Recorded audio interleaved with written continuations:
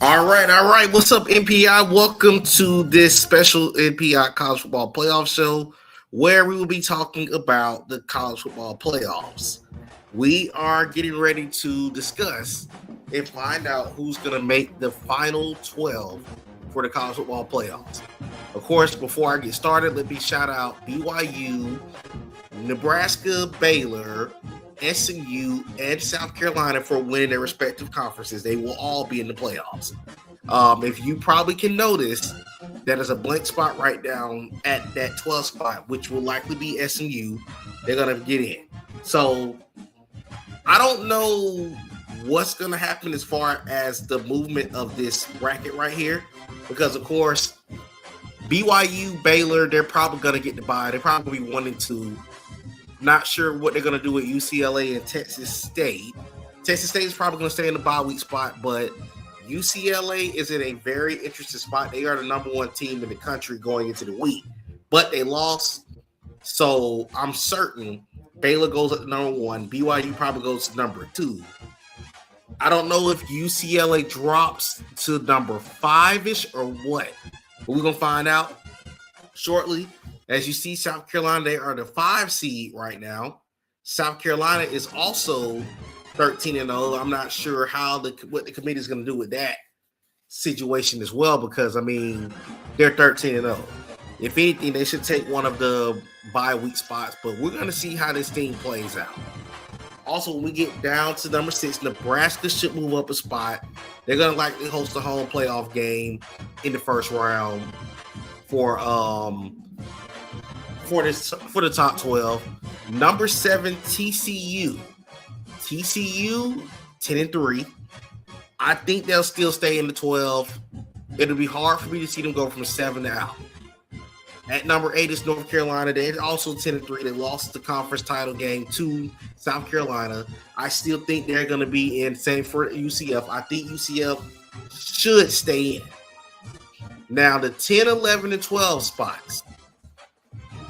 Indiana sitting at number 10. I'm going to be intrigued because for the guys that are in OG Ballers, as you remember, there was a scenario that just happened where the Oregon Ducks were in that 10 spot. They ended up being bounced out of that spot for one of the teams that came in as the 5th spot.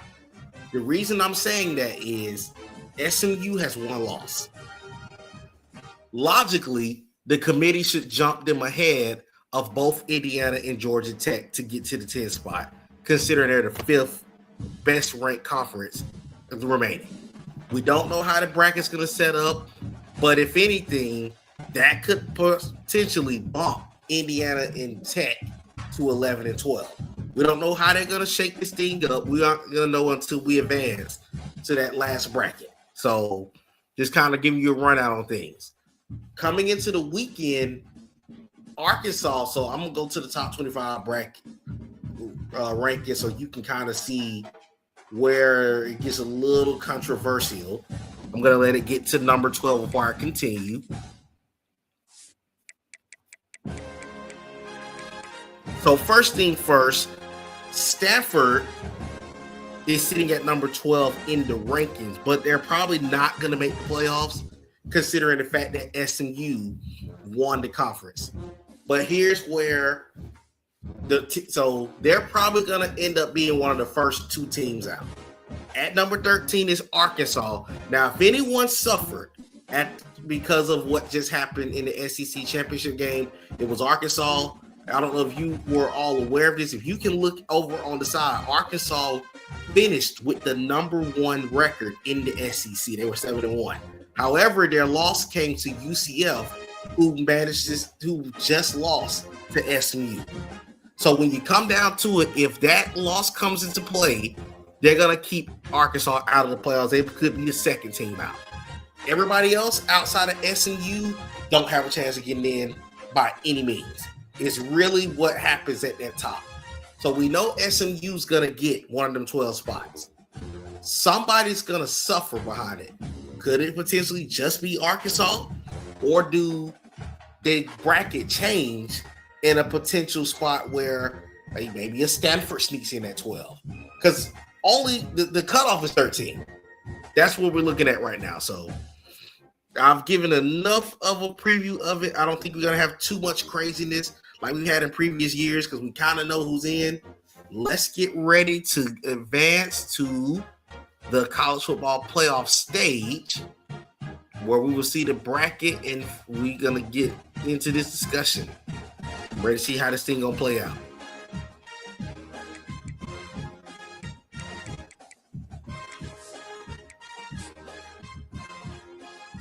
We got one more week before we get to playoff week. We do be skip past it.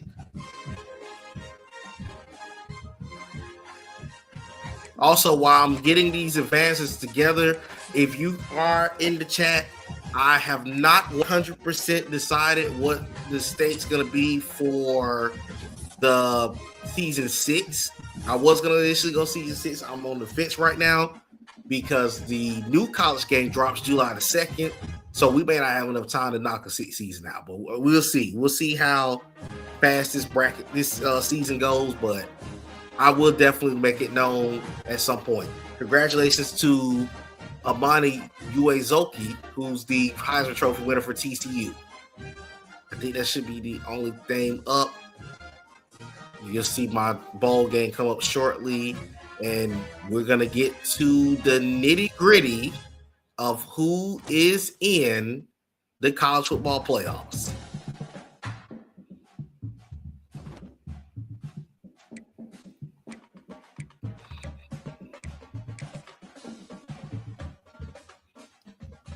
And here's the bracket, and whoa, there was some movement that just happened. So, as I saw coming, Baylor did get in as the number 1 seed, which was not a surprise. The 2 seed became BYU. The 3 seed, Nebraska, jumps to number 3 in the bracket. And North Carolina, who was 13-0, gets the respect of being the 4 seed. So that is your bye weeks.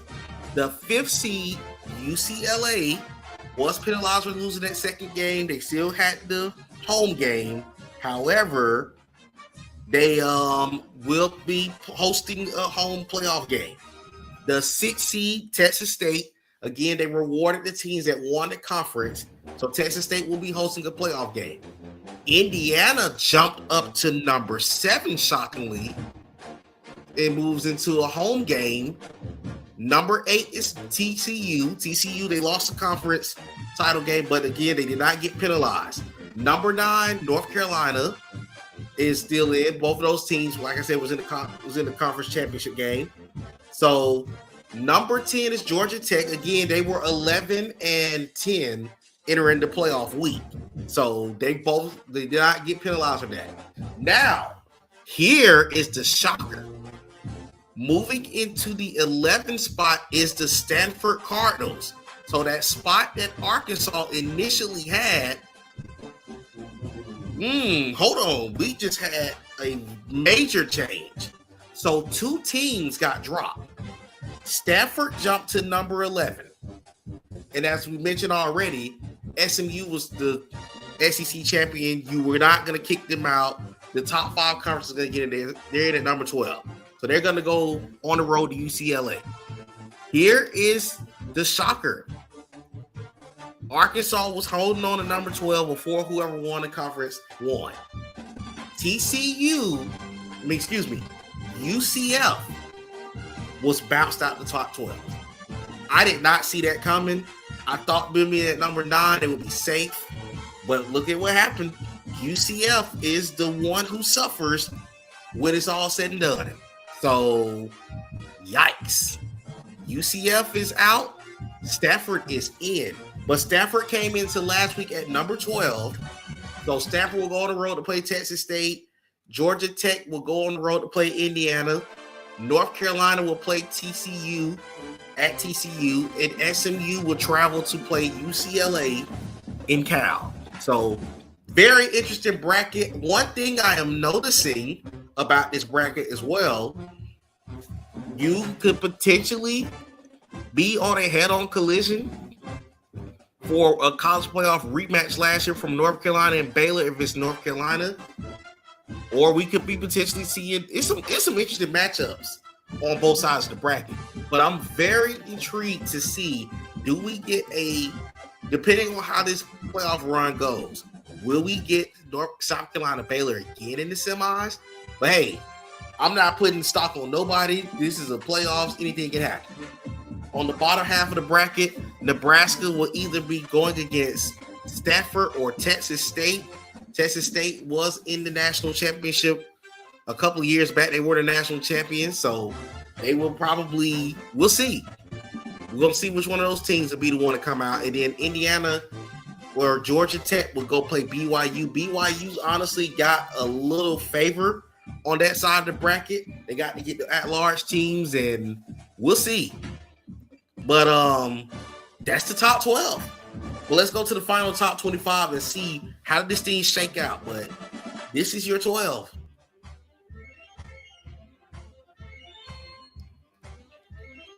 On to the top 25 we go.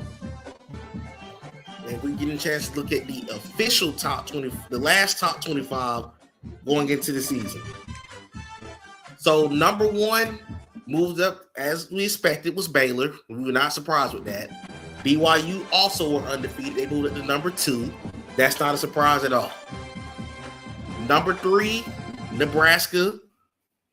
They are 12-1. They won the Big Ten. Their only loss came to the team. They basically avenged their loss in a crazy Hail Mary to win that game in the Big Ten championship game. South Carolina, the defending national champs, undefeated. They never should have been lower than the top 2 or 3 anyways. They get a bye week and get to wait on who they're going to play in the first round, as you saw in the other bracket. At the number 5 spot, UCLA went from 5-1, which was totally understandable because when you look at all 4 teams above them, they all have only 1 loss or less. So you gave them the highest round. So they got SMU coming in the building, the defending SEC champs. At number 6 is going to be Texas State. They were not going to reward Texas State with a bye week because they did not win a conference. They were number 3 in the Big 12, so they did the right thing. They put them in a home game, but not with a bye week. It would have been unfair. This right here, number 7, is the shocker. Number 7 is Indiana.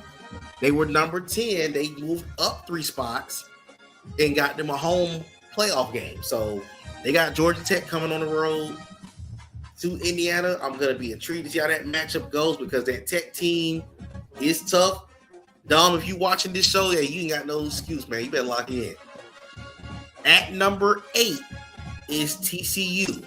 TCU was number 7 last week. They lost the Big 12 championship game to the BYU Cougars, and the Cougars moved up to the number 2 seed. But they gave them a home game respectfully. Number 9 was North Carolina. They only dropped down a spot, which we all expected. They weren't gonna. These two, this matchup right here, neither of them was gonna be moved down because it's hard to go from 7 to out or 8 to out. So this was exactly what it was gonna be. Georgia Tech got the benefit of moving up 1 spot to number 10. So they will get an opportunity to go on the road at Indiana in the first round. Now this, although it might seem like a shocker, I'm going to tell you why Stanford getting into the playoffs is not a shocker. Stanford was number 12 last week. So anybody that got beat in that bracket of 8 and lower was going to lose their spot either to Stanford or Arkansas. As I mentioned before we even advanced, the cutoff was going to be Arkansas. So one of those 2 were going to get that last spot. At number 12 is SMU, the SEC champions. You weren't going to give them, but I'll be honest with you, for a team with 2 losses, I think number 12 is very low. I understand they were number 15. However, when you look at the teams between 7 and 11 that all have 3 losses, I think that is completely interesting that 3 loss teams all have 7-11. I think that the 2-loss SEC champions should have been up at number 7 at least and let the other ones drop behind them respectfully. But they got in. The committee did them right. The one who suffered the worst out of this has to be Arkansas, because Arkansas won the SEC in the regular season at 7-1, and they didn't even get a chance to play for the SEC championship game, which was a shocker. But they lost a close game in overtime a couple weeks back to UCF, which essentially ended their playoff hopes. But this, I will say this, UCF falling from 9 to 14, I did not see that coming. Did not see that coming at all, because you usually don't see a team get penalized for making and losing a conference championship game. But that's what happened in this case. And behind them, of course, is Cincinnati at 15, Arizona State at 16, Mizzou at 17, and that's all the users that are in the top 25. Let me check the bowl games. Let me see, do we have any user bowl matchups?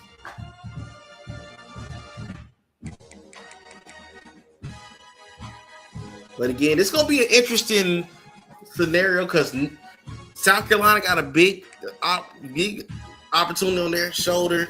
Can they be the first ones to repeat in this league? We will see. We'll be paying attention to that. Auburn got the Alamo Bowl against Northwestern. Let's see if I see another matchup. You got myself going against Kentucky.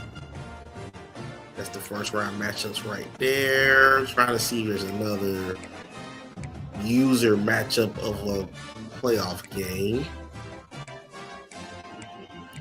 So Arkansas will play UConn in the Gasparilla Bowl. I'm going to let it come up on the screen. Let's see who else. Looking like Mizzou's going to be going against Ole Miss in the Holiday Bowl. Don't think we got any user matchups. I think everybody is kind of, well, look like we got one user matchup. It's going to be, we'll go down to the Pop-Tarts Bowl. I see someone mention this game earlier in the week. The Pop-Tarts Bowl will feature Maryland and Oklahoma State. And we got the Reliant Quest Bowl that's going to have Arizona State and UCF. And then last but not least, at the Sun Bowl, you got Virginia Tech going up against Cincinnati. So those are all the bowl games for the current bracket.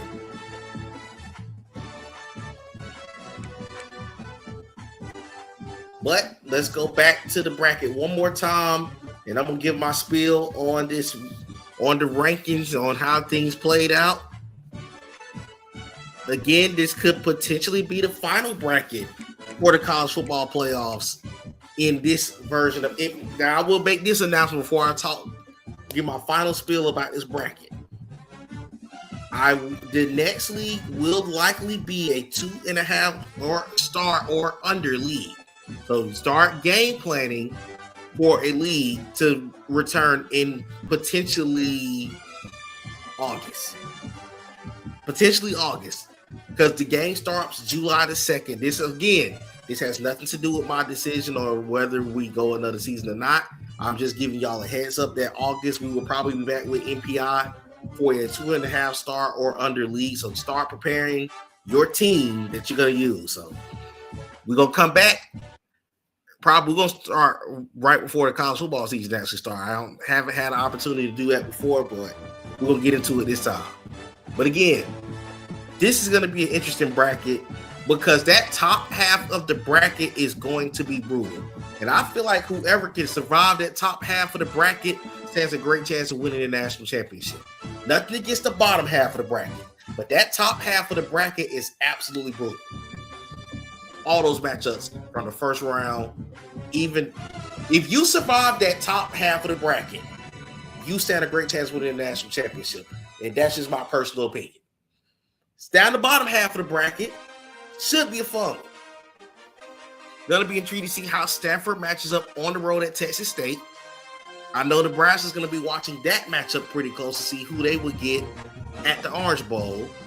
BYU will be playing two of the at-large teams. So last year, and by the way, I want to make this statement. I don't know if Frank is watching. I think he's in the game.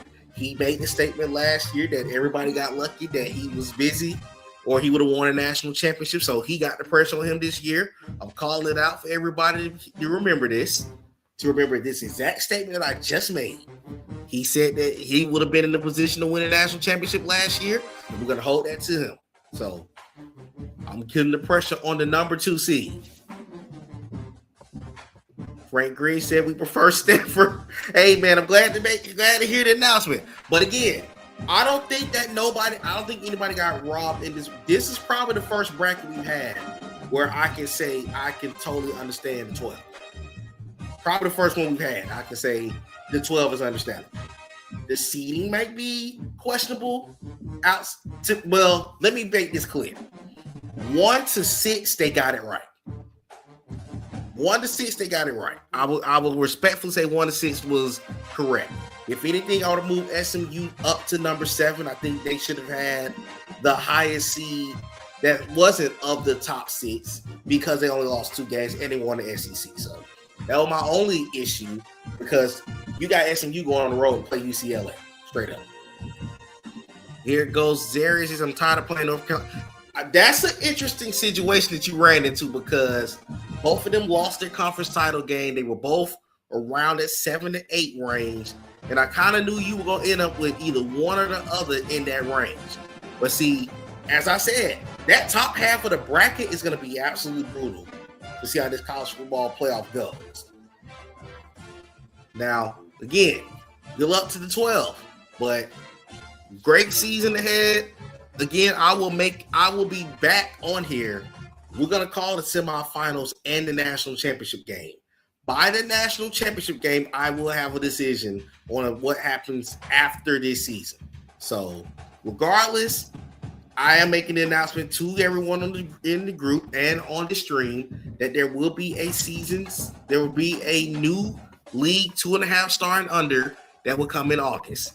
Regardless of what happens in NPI after this season, whether we wrap it or not. So go ahead and gear up for it. That give you a month or so to get the game. So we ready to lock in.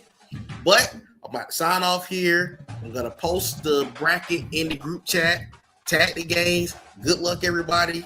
Advance is Tuesday night. So lock in and let's see who wins this national championship. Good night, y'all.